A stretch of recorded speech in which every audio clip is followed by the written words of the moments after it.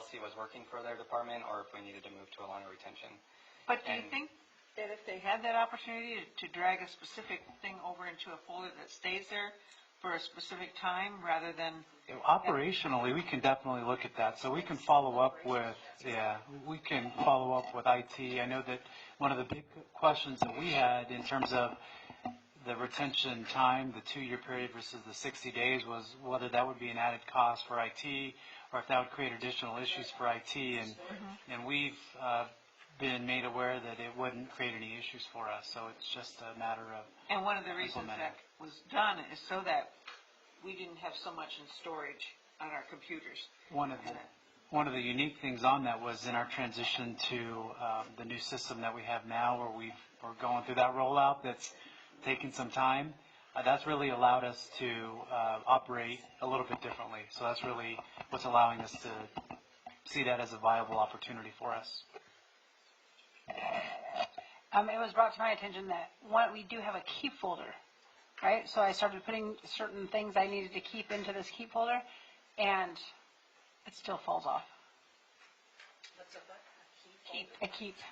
There's a keep that's broken down under, you have your Cinch, your archive, but it still drops off. Now, if the departments that showed me this, if they're able to keep it in their department because they use it, somehow some setting needs to be changed because this drives me crazy. So we can follow up because, I got to admit, when I first started working for the city, I had this concept of how to do it, and all those emails in the folders that I'd created disappeared. And yes. So I learned how to do it properly, so we can go ahead and go over that with everyone to make sure that it's done properly.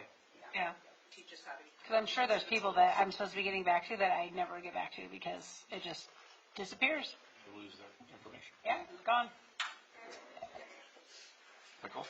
Well, I was just going to say, there's easy ways to make new folders in Outlook and create rules that, Yeah. you can have emails from certain individuals or groups go into a different folder instead of your inbox. So one of the things we had to do is go through all of our emails and decide which ones were important to keep and separate from them on the list, which was a real pain. Yeah. Well, I have one like that, which is a legal file that things from BWS go into this file and they're kept there. The only problem is I didn't set it up. Kathleen set it up when she was here, and that's the only one I have. So I'd like to have a few more. I think the items that you're bringing up, I think, are the same things that collectively the entire organization needs to review as well because, as Clay stated, it's been decades since this was reviewed, and so it's really hitting on something that hasn't been done in a long time that we need to refresh everybody on. Thanks. Good job. Very good job. I have a question. Since we're moving from away from hard copy files and going to electronic, what backup do we have? Because all you have to do is read the newspaper or turn on the television news and you hear another story about some hacking that somebody's intruded into bank records or medical records. So I would just want some assurance that we've got redundancy, firewalls, for lack of, I'm not a techie, but some protection against intrusion for one thing, and then some protection of retention capability should we have hard drive crashes or storage problems, that we've got some redundancy so that we can still retrieve it.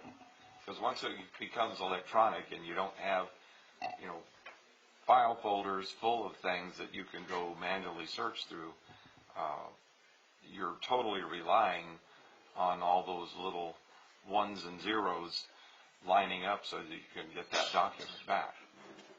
So the records that would be up for destruction would be imaged in Laserfiche, which is the content management system that's certified, and it does have security features within the program. It does back it up. It also limits rights for who can use it. There would be set coordinators within each department that would have access to edit documents. So it'd be really strict. There's audit trails within Laserfish. There's a lot of security features within the program.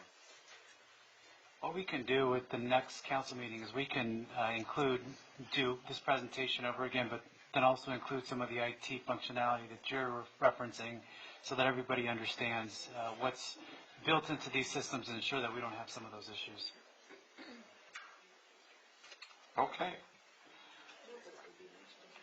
If there are no more questions of staff, you just wanted council direction on this, and I think you have that.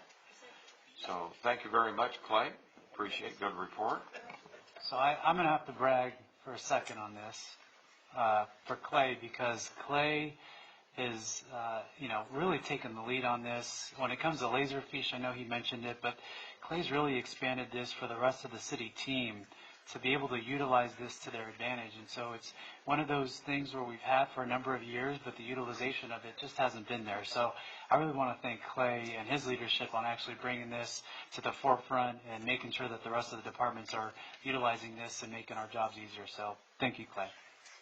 That's the benefit of youth, because you grew up with this stuff, and you're dragging us dinosaurs along with you. So thank you. Okay, there being no further business, we'll adjourn the work study session. And, let's take a 5-minute break, and then we'll convene our regular session.